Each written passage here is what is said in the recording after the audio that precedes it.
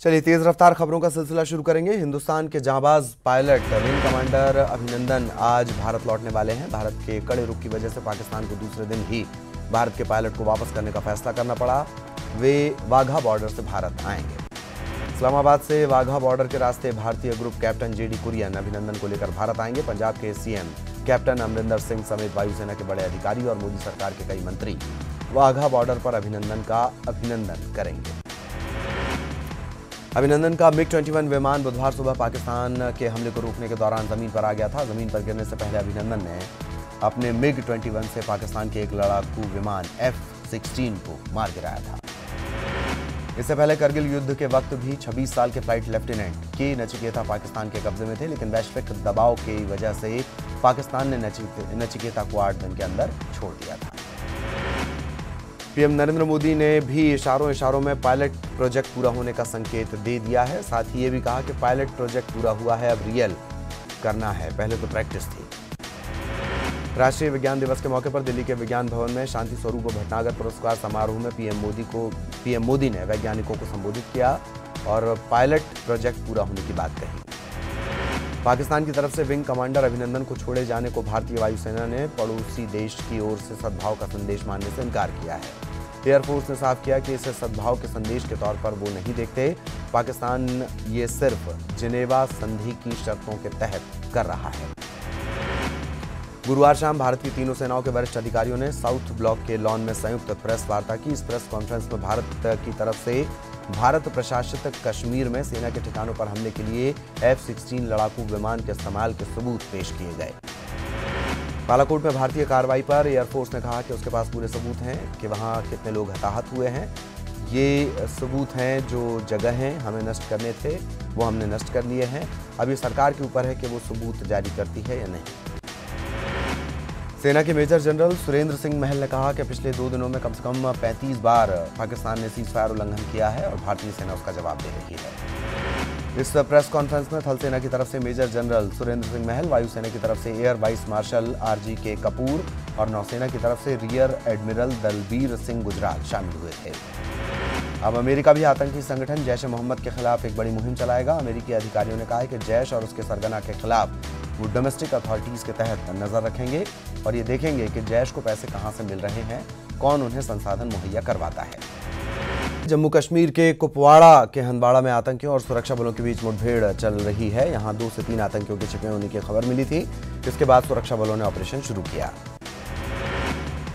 कश्मीर में अलगाववाद पर एक बड़ी कार्रवाई करते हुए केंद्र सरकार ने अलगाववादी संगठन जमात इस्लामी पर प्रतिबंध लगाने का आदेश जारी किया है। इस संबंध में गुरुवार शाम गृह मंत्रालय ने एक अधिसूचना जारी करते हुए जमात इस्लामी पर 5 साल का प्रतिबंध लगाने का ऐलान किया है। प्रधानमंत्री मोदी आज तमिलनाडु के दौरे पर जाएंगे। वो कन्याकुमारी में 5 राष्ट्रीय राजमार्ग की आधारशिला रखेंगे। इसके अलावा एक पब्लिक रैली को भी संबोधित करेंगे। प्रधानमंत्री मोदी ने मेरा बूथ सबसे मजबूत कार्यक्रम में वीडियो कॉन्फ्रेंसिंग के जरिए शिरकत की और देश के दुश्मनों को नए भारत से खबरदार रहने के लिए कहा। पीएम मोदी ने कहा कि दुश्मन भारत को अस्थिर और प्रगति रोकने की साजिश रच रहा है, लेकिन भारत एक नया भारत है। हम सभी को मिलकर ये संदेश दुनिया को देना है कि हम एक हैं और ना। पीएम ने देश भर में करीब 15,000 स्थानों पर बीजेपी कार्यकर्ताओं को संबोधित करने के दौरान ये बात कही।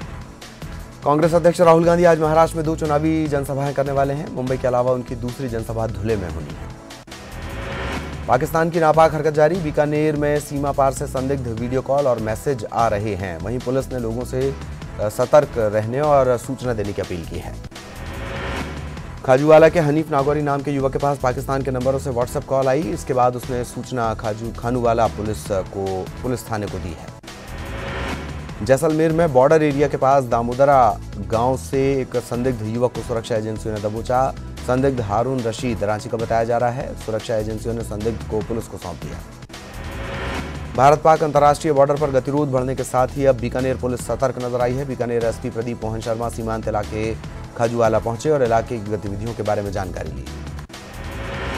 इंदौर में स्वाइन फ्लू का कहर जारी है। आपको बता दें, स्वाइन फ्लू से निजी अस्पताल में भर्ती गर्भवती महिला की मौत हो गई है। इससे शहर में मौत का आंकड़ा बढ़कर 18 तक पहुंच गया है।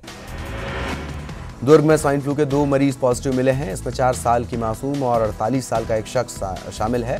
अब तक यहां स्वाइन फ्लू के चलते 4 लोगों की मौत हो चुकी है। मध्य प्रदेश में स्वाइन फ्लू के मरीजों की मौत का सिलसिला लगातार जारी है। स्वाइन फ्लू से मौत के मामले में मध्य प्रदेश पूरे देश में तीसरे नंबर पर है। राजस्थान में स्वाइन फ्लू से मौत का सिलसिला 3 दिनों से थमा है। अब तक प्रदेश में पिछले 2 महीने में 137 मौत स्वाइन फ्लू के चलते हो चुके हैं। स्वाइन फ्लू के अब तक 4081 पॉजिटिव केस सामने आ चुके हैं। मध्य प्रदेश में आज से बोर्ड परीक्षाएं शुरू हो गई। आज से 10वीं बोर्ड की परीक्षाएं शुरू हुई हैं। इसे लेकर प्रशासन ने पुख्ता इंतजाम किए हैं। कल से 12वीं की परीक्षाएं शुरू हो जाएंगी। छत्तीसगढ़ माध्यमिक शिक्षा मंडल की परीक्षाएं भी आज से शुरू हो गई हैं। आज से 10वीं की परीक्षा शुरू हुई है। 12वीं की परीक्षाएं कल से शुरू हो जाएंगी।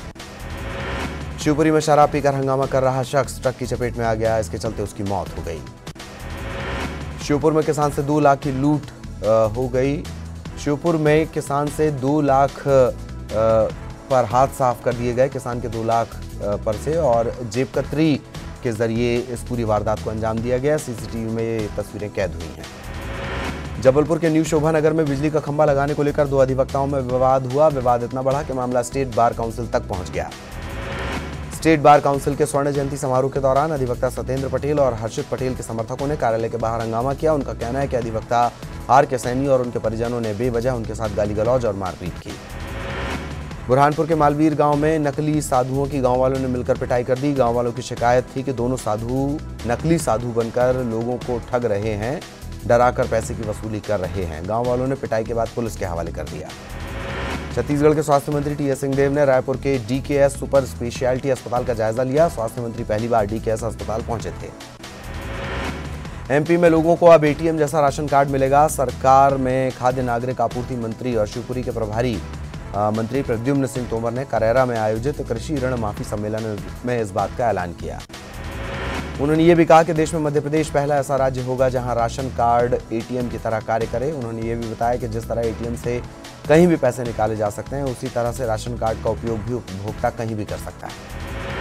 कोरबा में दमिया जंगल मोड़ के दमिया जंगल में एक युवक की खून से सनी लाश मिली हुई है। युवक के गले पर धारदार हथियार से वार किया गया था। मौके से एक बाइक बरामद की गई, जिससे ये माना जा रहा है कि मृतक की हो सकती है। लोकसभा चुनाव की तैयारियों में जुटी कांग्रेस पार्टी के आदिवासी प्रकोष्ठ की अहम बैठक राजीव भवन में संपन्न हुई। बैठक में सीएम भूपेश बघेल, मंत्री कवासी लखमा, उमेश पटेल समेत आदिवासी प्रकोष्ठ के पदाधिकारी शामिल हुए। और इस बुलेटिन में इतना ही।